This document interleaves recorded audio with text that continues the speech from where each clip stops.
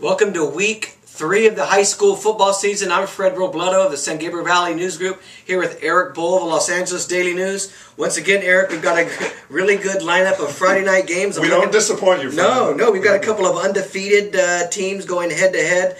We'll discuss 4 games, and we'll go into the rapid-fire segment where you give us your quick thoughts on a lot of other games in the area. But let's start it off with one of the biggies. Really, you got in the Inland Empire in the Valley. It doesn't get too much better than Alemany. 3-0 at Corona Centennial, 1-1. Big game for Alemany after some of the non-league games they've had against kind of some pushover teams. You expect them to win.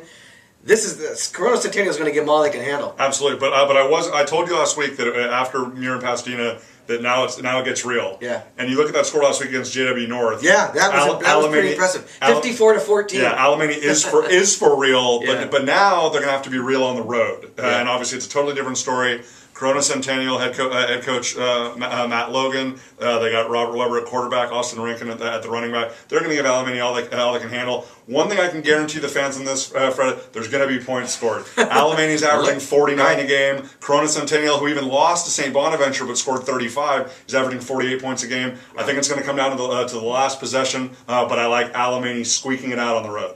Alemany going 4-0. Do you like that really kind of your early season Sarah league team? It looks like it. I mean, they're going to have to survive Corona Centennial's punishing running game. We always know that Corona Centennial runs the ball well. If Alemany can stifle that, I think they've got too much speed and too much skill on the perimeter. That's why I like Alemany in a close game. Now we got a battle of undefeateds going on Friday night at Chaminade. We got Chaminade 3-0 against Oaks Christian 3-0. Oaks Christian beat Del Oro 40-0, Granite Bay 48-13, and Venice 35-17. And we got Chaminade.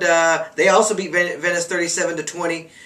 Pulaski of Arkansas 49-39, and Valencia 41-27. Erik, both teams have been pretty impressive in these 3 victories. Yeah, and as you can see, Fred, that common thread right there is that Venice game. Yeah. But there were 2 totally different games. Chaminade fell behind 13-0 in that game and then scored 30 unanswered. Oaks Christian put Venice away early. The final score is a little bit deceiving because Venice, as they always do, will remain competitive, fight all the way to the end. So the real key is how much Chaminade's going to be able to run the football and effectively with Terrell Newby, their standout running back. I just think Oaks Christian, they've got too much speed both on the wide receiver position and in the secondary, and I think their line play and their linebacker play might be just a little bit too physical for Chaminade. This is a great litmus test for Chaminade, which plays Notre Dame and Sarah in consecutive weeks after this.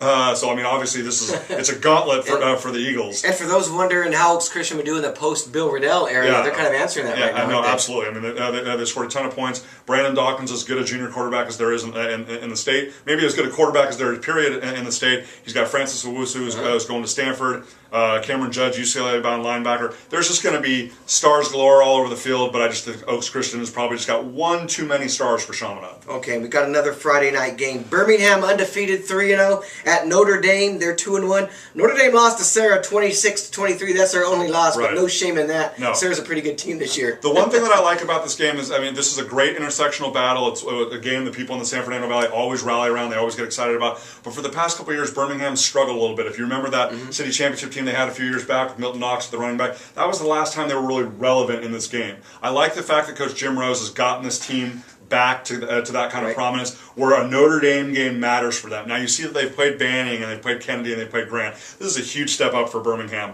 But they've got a quarterback, Trey Smith, and a running back, Isaiah Hastings. They're going to be able to kind of showcase themselves a little bit. But Notre Dame, I think with Kelly Helinski at quarterback, Kalfani Muhammad at running back, defending state champion in the 1 and the 2, and Notre Dame's defense, I think Notre Dame is just probably a little bit more prepared for this game right now than Birmingham is. So I like Notre Dame, but I also like the fact more that Birmingham is relevant in this game again. Okay, now we've got another battle of undefeateds. I'm not sure if this is going to be a close battle of undefeateds. Lacerna 3-0 at Westlake 3-0. Lacerna's beaten Rancho Christian 43-6. Downey 28-27 in overtime and survived Bonita 27-20. Is Westlake they're on another level, aren't they, Erik? Well, yeah, but you had to throw Lacerna out there. We had to give Whittier some love. We had to show Eric Terrazas that we're paying attention to his teams and stuff like that. And Coach Margarito Beltran does a great job out of Lacerna, and they got quarterback Frankie Palmer and a lot of guys. They were in the championship game last year. Absolutely, and so was Westlake. So it's a battle of division finalists. But as we talked about last week, Westlake with the skill, with Neil Uscali at quarterback, with Deshaun Hunt playing both running back and defensive back,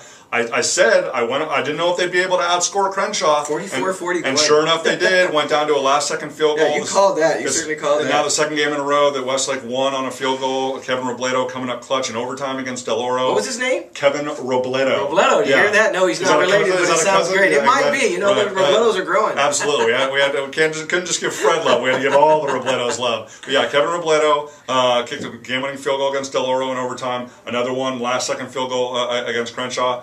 Something tells me this is not coming down to a last-second field goal. But I love the fact that Lacerna is scheduling up against an opponent like Westlake, and they're really going to find out what they're all about moving forward in the Del Rio. Yeah, they needed a game like this after the first 3 games. Now we're in the rapid-fire segment here. We got 5 more games. We're going to go pretty quick. This one, Temple City, a team after my heart, Eric. For people who remember how great they were in the 70s and this Once Proud program, they're 0-3 and have not scored a point this season. They're going to be playing Hoover, who's undefeated, 2-0 at Glendale High School. And if you asked me about this game 5 years ago, it wouldn't even be a game we're talking about. It would have been Temple City. And that's why I bring it up, fans, because we're truly living in a parallel universe. The apocalypse is upon us. Temple City 0-3, hasn't scored. Hoover 2-0 for the first time since 2005, looking to go 3-0 for the first time in almost 20 years. This is a Thursday night special. Yeah. Look at the Daily News. Look at the Pasadena Star News. I just want Temple City to score. Score some points, but kudos to Coach Andrew Palicki at Hoover. They were 0-10 last year. Now 2-0, looking to go 3-0. It's a great. If the Rams don't score points this week, Eric, it's going to be hard. They may have to wait till Blair before they can score points later in the year. Okay, here's a couple of teams you know very well. I mean, you're from this area. La Cañada 1-1 versus Crescenta Valley 1-1. This is Friday night at Glendale High School. It was kind of this theme of this Pacific League Rio Honda League thing. La Cañada stunning loss last week, Fred, to Glendale, 21-3 after looking pretty good in the opener against Alhambra. Crescenta Valley goes to Santa Paula in their opener and wins a big game and then turns around and loses to San Marino. Which, remember, I told you, San Marino at home last week. Watch out. They're looking pretty good. And Wofford looked really good. He ran well. He passed well and stuff. So this is, both teams are 1-1. It's a huge intra-city rivalry. They're playing at Glendale. There's going to be a great crowd. And this is kind of a defining game for both teams going forward. For Coach Paul Schilling at CV, for Coach James Sims at La Cañada. They've got to win and move forward to be able to set the tone for the rest of their season. And here are a couple other teams we're familiar with. St. Francis 2-0 at La Mirada, 2-1. I was just at the La Mirada's last game. They gave Bishop Amat all they can handle before losing 34-24. That game was tied going into the fourth quarter, Eric. They have a pretty balanced attack. Tell us about St. Francis and what kind of... And another huge road test for St. Francis. They went up to Rigetti, that long trip up to Santa Maria last week. They won 29-22. Jared Leibowitz came through like I expected a senior to do it at the quarterback position. But this is a dangerous game. I'm glad you brought up the Bishop Amat situation because this La Mirada team, they're 2-1. They are no joke. Yeah. And they've blown out La Habra and they've blown out St. Paul. That's how they started 2-0. Exactly. They're the number 1 team in the Southeast, even after losing to Bishop Amat last week. Yeah, absolutely. And so obviously, St. Francis, not only to prepare itself for the Mission League, but for the Western Division playoffs, they need a good showing here, and a win would really catapult them this season. How about, here's another one. We got Granada Hills 2-1 at Kennedy. They haven't won yet. They're 0-2. That game is going to be Friday at 7 o'clock. This is the Chamber of Commerce game in the city of Granada Hills. The Chamber of Commerce Cup is at stake. And don't be fooled by the Kennedy record because they played 2 quality Southern Section opponents. I actually think that they might be a little bit more battle tested, a little bit tougher in this game. I commented on our show last week that Granada Hills hadn't allowed a point. And then they proceed to go out and lose to Harvard Westlake 45-0. So Coach Billy Parra and the Highlanders, they need to bounce back, and what better way to do it against your neighborhood rival? And our last game here is the Battle of the Parks. You talk about the Chamber of Commerce, this is the Battle of the Parks. Newberry Park 2-1 at Moore Park 2-0 Friday 7 o'clock. Eric. In the past couple of years, the Marmoni League had played that 10-game schedule, so everybody was playing 9 league games. Well, these are still both Marmoni League teams, but now they split up into 2 5-team divisions. So this is like a Marmoni East versus a Marmoni West battle. It doesn't necessarily technically count in the Marmoni League standings, even though they're Marmoni League rivals. I know it's very complicated, but the bottom line is at the end of the year, the Marmoni West champion will play the Marmoni East champion on the last week of the regular season to determine who the number 1 seed is going into the playoffs. Moore Park's defense is one of the most underrated in Southern California. They went to Frontier in Bakersfield last week and won a big game.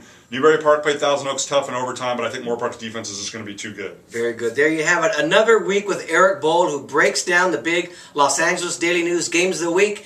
You can go on his blog on Friday, the Daily News blog, and look at the results. Find out if he's right, how close he is, if he knows what he's talking about. Alemany and Corona Centennial, obviously the really big game, but go to the blog Friday night. They'll have the results there, and you can discuss all of it. Again, Erik, thanks again, and we'll do this again next week. And enjoy Bishop Amat Charter Oak. Oh, man, there's nothing bigger than that in the San Gabriel Valley this week. Thanks.